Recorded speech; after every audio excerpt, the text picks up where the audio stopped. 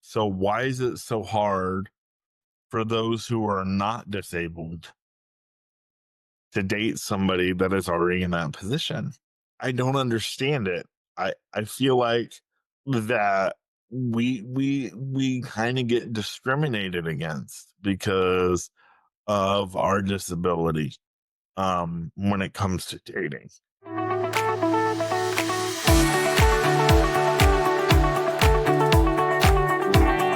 Hi, everybody. Welcome to this brand new episode of the Nick Speaks podcast, the podcast dedicated to the disabled community, where we speak up, speak out, and speak loud about the issues that matter to the disabled the most. I am your host, Nick Comstock, or on this Tuesday before Christmas, you could call me Saint Nicholas Comstock. I hope everyone has their Christmas shopping done, or you're at least close to getting it done. And if it's not done, you better hurry because Christmas is just in a couple of days. Let's go, people. The pressure's on to impress everybody you don't like for another year. Hey, I have a great way you can do it, and you actually may impress the people that you don't like. So our friends at Columbus Restorative Massage and Wellness Studio are the sponsors of the Nick Speaks podcast. And they have said, because we love the Nick Speaks podcast and its viewers and listeners, we want to give 20% off to anyone who signs up and goes and has massage and uses the promo code Speak Up at checkout. So you will get 20% off your massage when you go to Columbus Massage and Wellness Studios website and sign up for a massage with Columbus Restorative Massage and Wellness Studio, and you use that promo code Speak Up. Think of this. If you give this to a person that you don't like and they actually love massages, on top of the fact that they're going to get 20% off, you gave them a massage, which they love, number one, and you saved them 20% on their visit. So now if they don't like you, they're going to be in love with you. So why don't you do that this Christmas, New Year's, holiday season? Give somebody the gift of relaxation and visit our friends at Columbus Restorative Massage and Wellness Studio. Get 20% off your visit when you use the promo code Speak Up at checkout. You guys, it's the Tuesday before Christmas, as I said, and you would expect me to talk about something Christmas themed because everybody is. TV shows are Christmas themed, blah, blah, blah. Well, I've always been one to roll to the beat of my own drum. And I didn't say march because obviously I can't walk. So marching is impossible. So I've always been one to roll to the beat of my own drum. And today I want to talk about one of my favorite topics, something that I've talked about multiple times in the history of this show, and that is dating and disability. And I want to talk about it, and I want to hear from able-bodied people today on this episode. Here's the question I have for you. Why won't you date people with disabilities? Why won't you give us a chance? Is it because you're scared of all the work? You think we're fragile? We can't support you? What is it? I remember dating a young lady for a very brief time when I went to Bible college for a year. I didn't get anything out of the Bible college. All they gave me was a certificate of completion.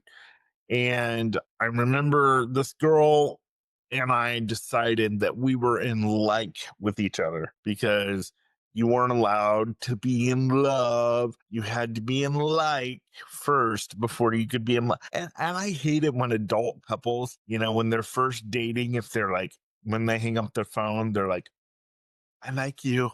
And the other one's, I like you too. I'm like, my word, that is so junior high-ish.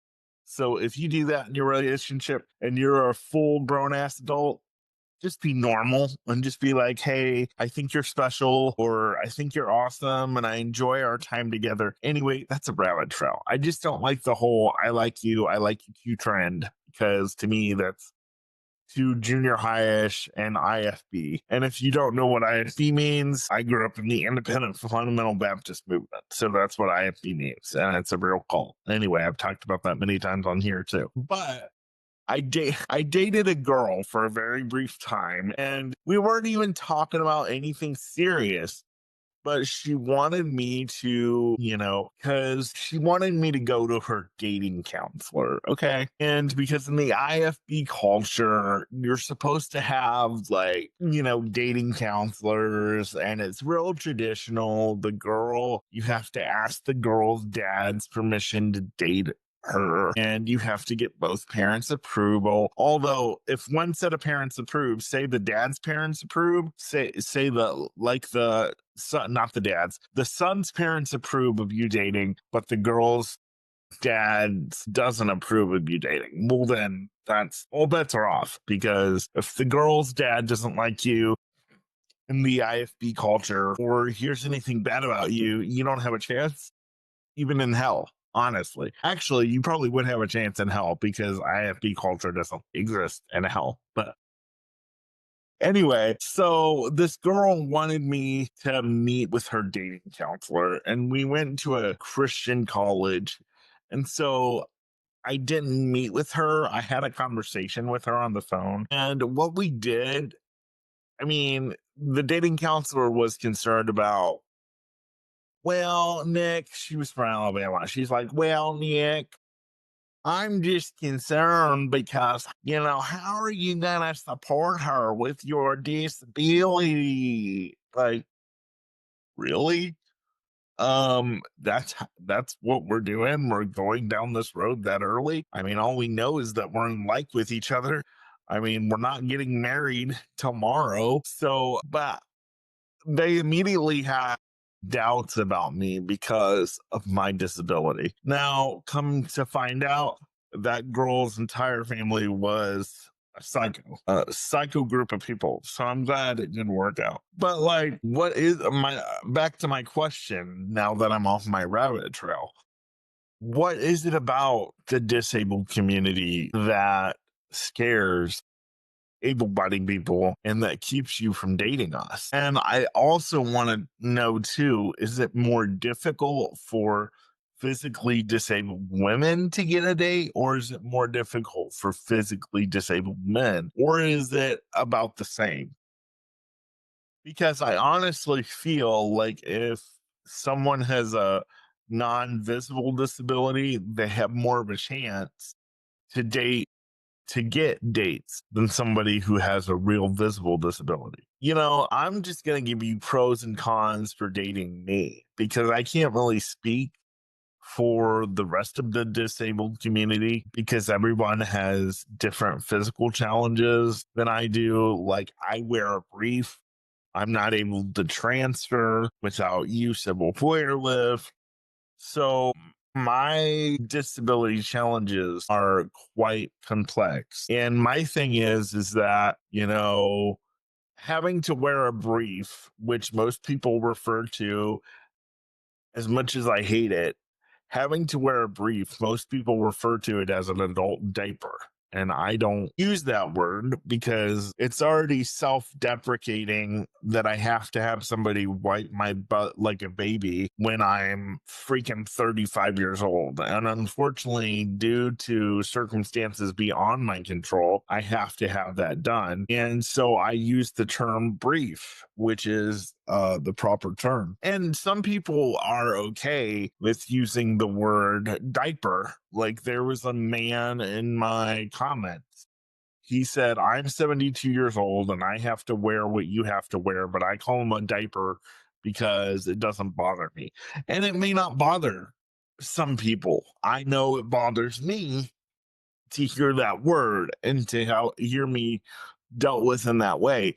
And I guess I'm self conscious no matter who I would be dating, a man or a woman. They have to wipe my butt. Any of them would if they were dating me. at some point, I would be severely self conscious about it. Now, if you know me, anything at all, if you follow me on my social media, I try to use humor to cover up the difficulty and the pain of the most difficult situations. So I've always said, like, hey, if you have to wipe my butt after a brief change, if you have to wipe my butt during that time when it's all clean, we can play later. We can play afterwards. And in fact, I know that if you have to wipe my butt and you're going to make sure that it's extremely clean so that when you stick your finger up in there to play around a little bit, you know that it's clean because you're the one that did it and you don't want to put your hand on some poop. So, but is that really what it is? Because as we've talked on this program many times before, that it takes anyone seconds to become permanently physically disabled and need brief changes, or need somebody to wipe their butt. So, what really I struggle to know what is really the issue with disabled people getting linked up with able bodied. Is it because you think we're too emotionally fragile? We can't support you financially? You're right. I don't see how two people can make it on a $900 check from the government each and every month. That's why I'm working so hard, and I encourage other disabled entrepreneurs to work hard, because nobody is going to want to live on such tight shoestring when you're in a marriage, whether you're disabled or non-disabled. Um, so if it's the fact of, well, Nick, I'm afraid that this person can't support me because they're on a limited income with Social Security, or I don't want to take care of someone like a child. Well, see, that's the problem. If that's really the issue, then that already says that you're not looking at the disabled human being as a disabled adult. You're looking at them as if they are still a child in an adult's body. And, it's not fair to those of us who are physically disabled and mentally enabled. Now, or yeah, physically disabled, mentally enabled. That's what I say all the time. Now, if you marry somebody that happens to be a little bit or maybe a lot mentally disabled, then I could understand your concern that, you're always having to schedule their doctor's appointments. You're always having to keep up on them, making sure they take their medication. So maybe you don't want to take that risk. But is that really fair to the disabled community? Because we all deserve to find love, whether we're disabled or not. So my question, many question is one of the many questions for the disabled community today, or for the able-bodied community today in this episode, is why won't you give us the chance? And do you really think we deserve to have love? Because if you do, then every disabled person should have at least had two or three girlfriends or two or three boyfriends by now. Because who's to say that, okay, you get in a interabled relationship. One of you's disabled and the other one is enabled. So you get in an interabled relationship. What's going to happen if you become disabled? Do you expect your disabled husband or wife to leave you? No, chances are they won't, because they love you. They'll have to hire a second or third caregiver to take care of both of you now, because you both are disabled, unfortunately. But I really think able-bodied people miss out on some of the most loving, highly intense romantic relationships from disabled people, simply because they don't want to deal with the hassles that come with living with a disabled person. And, it's fine. You say, Nick, would you ever date a person with a disability? Yeah, if their disability didn't hinder them from being able to pick me up and throw me around. and be all sexy and great in the bedroom. I mean, yeah, because honestly, I want that. So if they had like a learning disability or even a slight physical disability, but they could still do everyday things and it didn't really affect us in any way, then I would strongly consider it. But dating somebody in a wheelchair would be very interesting and very difficult because my question is, how do two people in a wheelchair hug and kiss each other if they're in a relation? Because one has to lean forward and then they both have to lean forward, and it's kind of crazy. And I mean, one of my best friends, my neighbor, he's in a wheelchair just like me. And it's hard for the two of us to hug, and I'm a hugger, but the problem is we're both on wheelchair. So how would this work if we were a couple? Like, how would we be physically intimate if I dated somebody else in a wheelchair? Maybe I could date someone else in a wheelchair that isn't as physically challenged as I am. Maybe they could still do a lot of the heavy lifting. I don't know. But I just really want to get a sense from the able bodied community is what is stopping you from dating somebody that is disabled? Because speaking as a disabled person, I have a lot of love to give. And I don't think an able bodied person can love you as well as a disabled person. I think disabled people have a special kind of love because we need so much help from people every day. We've developed instant love and gratitude because without our instant love, without our instant ability to love and forgive, we would be up a creek without a paddle because we depend on so many people to help us every day. So I just want to encourage you, if you're on the fence, able bodied person, about dating someone who is physically disabled, really give them a chance. Because you know what? Yes, you will have to be like, if somebody's out there right now, they're listening to me. Maybe you're my future wife or future husband. Maybe you're my future spouse. And you're out there listening to me and you're like, oh, I don't know how this would work. Well, just give it a chance because two able-bodied people don't always know how a relationship is going to work. Yes, the disability is an added challenge, but two able-bodied people don't say, we don't know how this is going to work, so this is not going to work out. We're just going to give up. No, they try until they know it's not going to work out.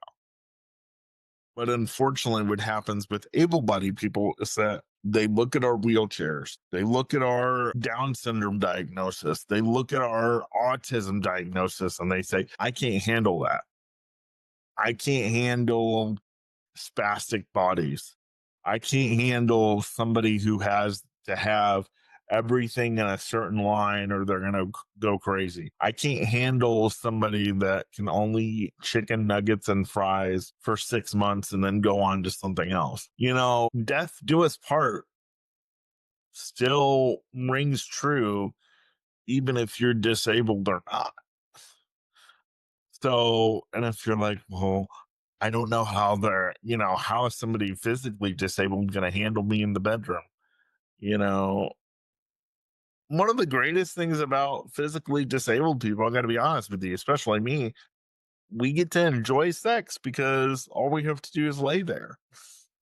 Now, trust me, I'm going to be very active and rubbing on you and touching on you and all this type of stuff. But yeah, I mean, I know sex isn't the be all end all of every relationship, but I know it's a very important part. So if you think, well, gee, how are we going to be physically intimate and how are we both going to get pleasured? Well, that's when we take time and we talk as a couple and we say, okay, what works for us and this is what works for us, and this is what we'll do, and this is my limit, and we'll have a great time. Trust me, like I said, when you're my lover and you're giving me a shower and you're rubbing me in certain areas, hey, we can start things off right there. And you just want to make things extra clean at that point because you don't want to run into any dingleberries in the middle of having fun. So, I may not be hey, ladies, I may not be able to rock the bed like a normal guy and, you know, screw you like you're supposed to be screwed, but I can love you like no one else, and the same for anybody else. Oh, by the way, if you're listening to this episode and you're like, oh God, did he really just say this? Yes, this turned into the Playboy channel on the Tuesday before Christmas. Well, because this is a very important topic to me, and I wanted to talk about it a little bit today. However, I will say, and I'm going to tell this story. I'm not going to say which of my brothers it happened with, but I will say when we get married, whoever my future spouse is out there, we're not doing hanky panky at my grandparents' house. Okay. Because one of my brothers, we all have that one person in our family that somehow their brain got left in the wound, or maybe got left in heaven when God sent them down to the wound. I don't know. But we all have that family member that is just for some reason born without a brain, or their circuits are short. I don't know which one it is. But the reason why I say future lover, we are not going to do any hanky panky at my grandparents' house or any family member's house for that matter, is because I was traumatized a few years ago. Okay. It was like on a summer holiday, like a Labor Day or 4th of July. My brother and his wife came in to see my grandparents at the time. My family and I were still living there, my mom, dad, and I. And my idiot brother doesn't have the common sense that God gave a billy goat. And he comes into my room. Keep in mind, my bedroom is right across the hall from my grandparents' bathroom. And he comes in my bedroom and he's like, Nick, I'm gonna take a shower with my wife. And I'm like, okay, oh God, why'd you tell me that? So I just ignore him and I go on doing my computer thing and all this stuff. And all of a sudden I hear the two of them in there and they are taking a shower together. Now I don't know if they did the boom chicka boom boom, but they took a shower together. So you better best believe there was probably some extra things going on in there. I mean, I heard my sister-in-law say, babe, the water's hot, turn it down. And I did hear my brother smack his wife's derriere a few times in the shower. And she's like, that hurt. And they had love music playing. It was a song called something about I Will Always Love You, but it wasn't the Whitney Houston version. It was more like a hip hop song, something about I will always love you. Okay, I am not going to try to sing in this podcast because I don't want to get copyright infringement. But it was one of these pop songs. And so I'm sitting there, it's probably like an hour and a half, and I'm texting my oldest brother, and I'm like, yo, bro C is in the shower with sister in law C, and they're doing the thing, and my oldest brother, who is way on the other side of the country, while I'm texting him this, is like literally dying on the floor laughing because I'm texting him and telling him that brother and sister-in-law C are in the shower getting their boom chicka boom boom on at grandparents. And so we're both just sitting there dying. And the dumbest thing is that they slept in my grandparents' bed the night before. Now, I don't know if my brother was just bragging to me, but he also told me that they did the deed in my grandparents' bed. Why the hell would you do that in your grandparents' house? Like, dude, like my grandparents have been married for 70 years. Why would you? I mean, like, why would you do it in their sacred bedroom and then you go do it in their bathroom? The hell? Like, here's the thing. So a couple years ago, I brought this up to them. Okay. I'm like, hey, we were celebrating Christmas one year, and I was like, "Hey, do you guys not need any? Do you guys need any Bath and Body Works products for your showers together?" And he's like, "What are you talking about? We never did anything in the shower at grandparents." Yeah, that's okay, brother. I understand that you're embarrassed and you got caught and you don't want to get caught anymore. So anybody would honestly say, "What? You heard me in the shower with so and so?" I wouldn't do any of that. So, future lover, if you're listening to this, we are not going to do any hanky panky around any family members.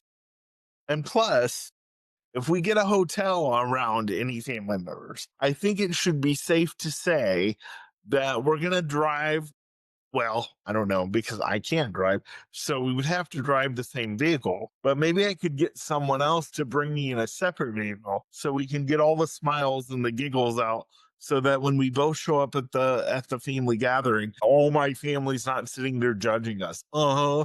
Nick got it on before he came over to celebrate Christmas with us or whatever holiday that we would be celebrating. You know, so that is something that will not go on with me and my future lover. So if you're worried about that, future lover, whether you're able-bodied or slightly disabled, we are not having any hanky panky around any parameters of my family's house. We're just not doing it. Quite I'm quite thankful that none of my family's is houses are accessible, but I still don't even want to do it in a hotel in the same area that they're in because I can't keep a straight face. And when I'm really happy after I've done the deed, everybody knows I've done the deed because I'm really happy about it. So yeah, that's why I came up with the separate transportation deal. But anyway, so now if you haven't left this podcast and you're literally on the floor dying laughing, chances are you're my significant other and you need to email me right now because we need to get married because this is how crazy my brain works all the time. And people with disabilities are funny, able bodied people. Like, we're just, I mean, hello. I mean, you have a late night show every time. You don't have to turn on loser Jimmy Kimmel. You don't have to turn on, I do like Jimmy Fallon though, but I don't like Jimmy Kimmel. Anyway, that's another story. But you don't have to turn on late night TV. You just have to turn on me and I'll make you laugh. Anyway, but yeah, able-bodied people, give us a chance because we have a consistent paycheck. A lot of us are funny. Now, granted that once we get married, whoever you are out there, because you are considered an asset, not a human being when it comes to the government. When you date somebody with a disability, unfortunately, if you're able bodied, my social security goes away because they look at you as an asset. It may not go away, but I think it goes down. So, which is why I'm working so hard to get off the system so that we don't have to worry about any of that bullshit. But anyway, so, able bodied men and women, I think you're really missing out on some of the most lovable people just because of fear. Because, like I said in the beginning of this episode, it takes seconds for you to become disabled like me and in a wheelchair. So, why is it so hard for those who are not disabled to date somebody that is already in that position? I don't understand it. I feel like um that we kind of get discriminated against because of our disability when it comes to dating. And another thing I hate is the automatic consumption that because I'm disabled, oh, well then I must automatically want to date a disabled person because that person would make me feel comfortable. Listen, I already have trouble being around the disabled community because a lot of the disabled community are like Good. Someone finally understands. And so then we sit around for 2.5 hours bitching about our condition. And I don't want to be, I have to be constantly reminded of my disability anyway because I live with it. I don't want to be constantly reminded of it and also see my current reflection if I date or marry somebody else that has a disability. Now, if you get a disability after we're married, that's fine. I'm with you till death do us part. But I just like I said, I have trouble being around the disabled population in general. So yeah. Um I'm not looking to marry somebody that's disabled right off the bat. So I really want to know what you think because, and plus, I want to know this too because is it easier for heterosexual disabled people to get a chance with another heterosexual non disabled person than it is for two homosexuals or for two lesbians to get married and love each other? Because that's another thing too. I don't think another grown man is going to want to wipe another grown man's ass.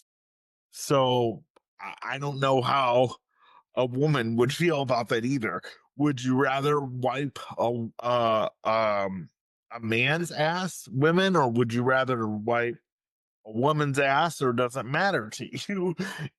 So I want to see where the complexities lie in the disabled community when it comes to dating. Especially I would like to know in the like gay community. And if both of you are in a wheelchair, I would really like to know how that works out because at that point, my able body switch flips.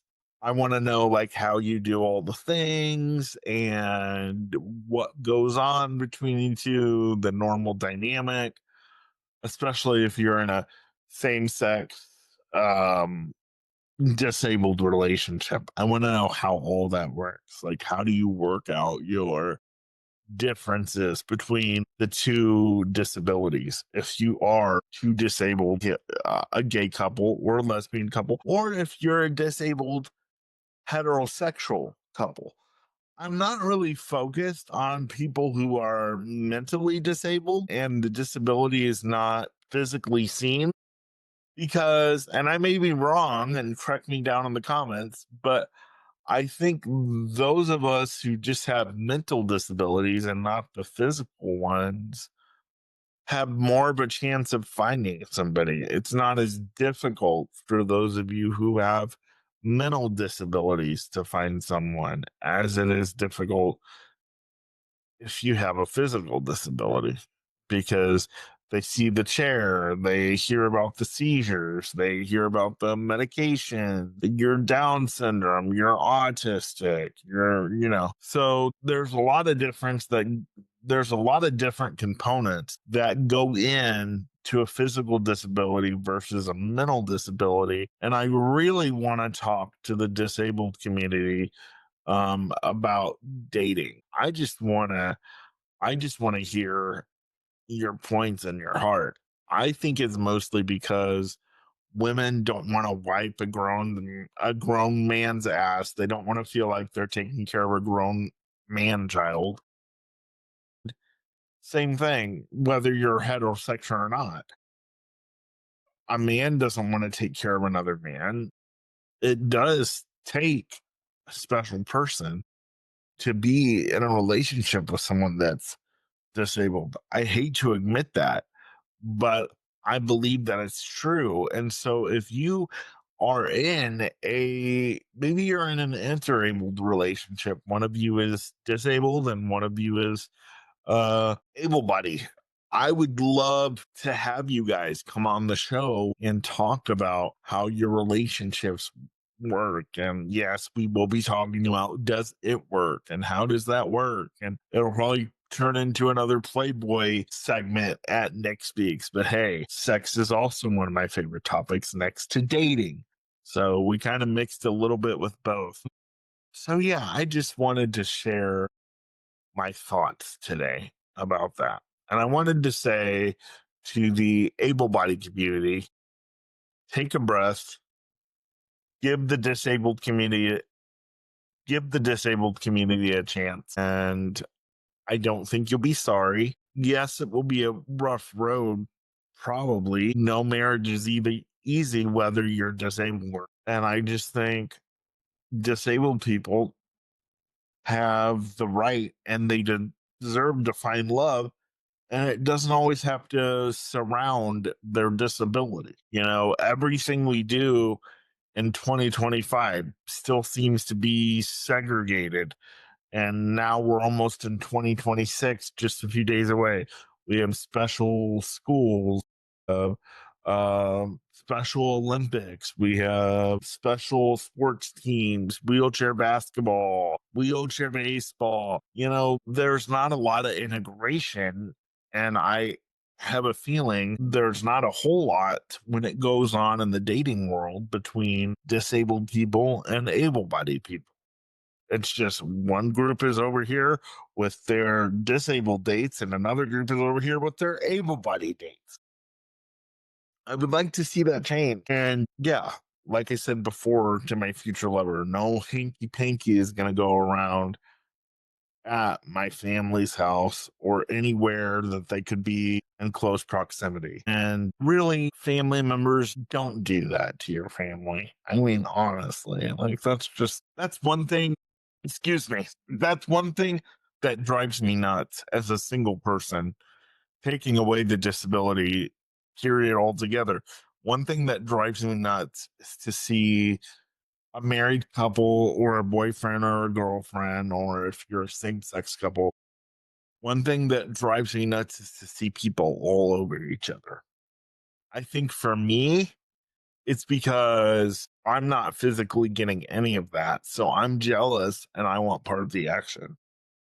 But I don't want part of the action with you or your boyfriend or your husband or your wife. I would just want my own spouse to do all the things that are being done and that I unfortunately have to watch because you guys think it's cool to physically wrestle and make out and take showers in front of your family when we're all in the same house. And that's not cool. So, on behalf of all families everywhere, horny couples, have sex before you go over to your family and be late and face all the questions and face all the smiles and the snickers and be like, yeah, well, would you rather me have sex here at the grandparents' house or at the parents' house, or would you rather me have sex at my house or at a hotel? You tell me, because I don't mind. I don't mind doing it anyway. So that's what I would say if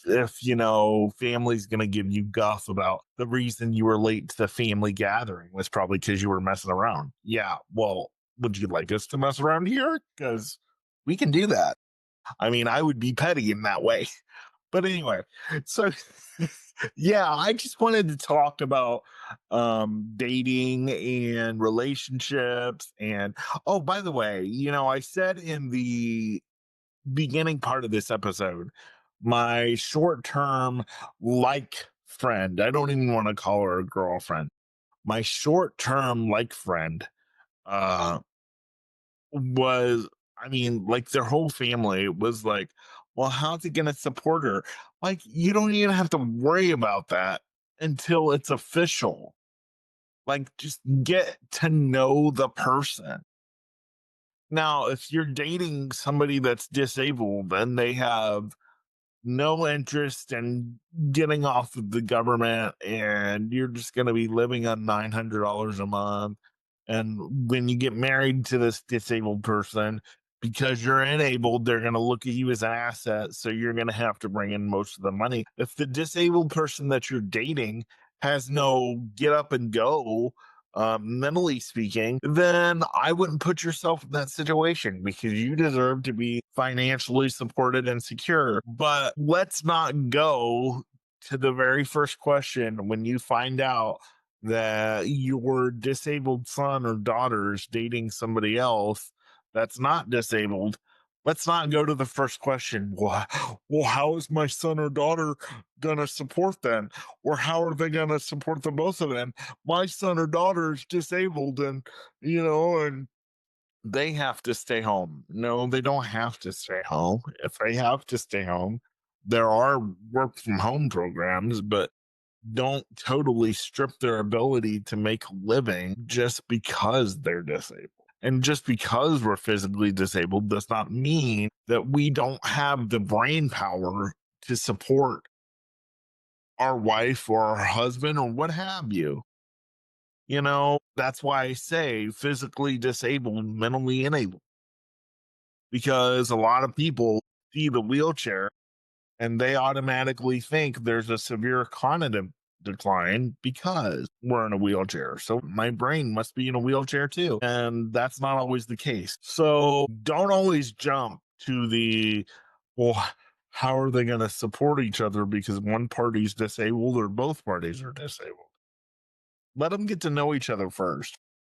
Have a few hundred scoops of ice cream or a few hundred pizzas together. Let them smell each other's fart first before we even talk about, can you financially support me? Because if you can't deal with my farts or my bowel movement, chances are you're not going to want me to financially support you regardless. So, yeah, you know, pick out the important things before we get to the financial portion of it. And I want to say this too about the dating apps.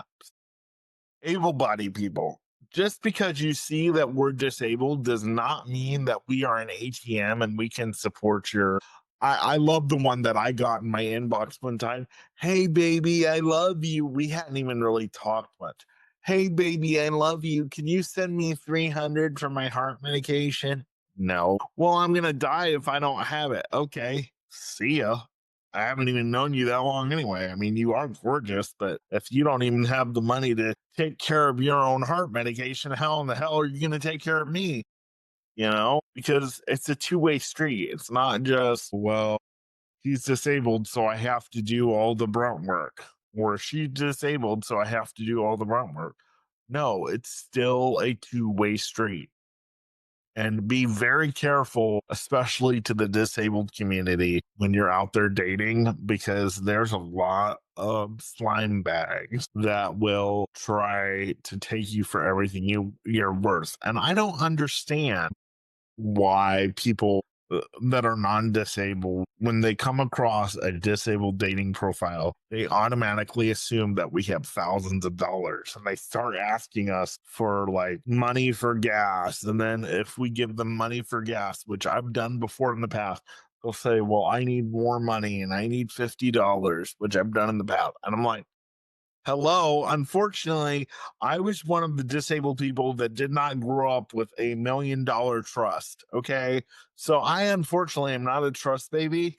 And no, you're not getting any of my money. I only get a little over $900 a month. Now it's closer to 1,000 a month because of the cost of living adjustment. So I'm definitely not giving the money to you, especially if we're not physically and mentally tied together as far as like a couple. So, yeah, be very careful when you're dating online disabled people and people out there. Don't be such scumbags, okay?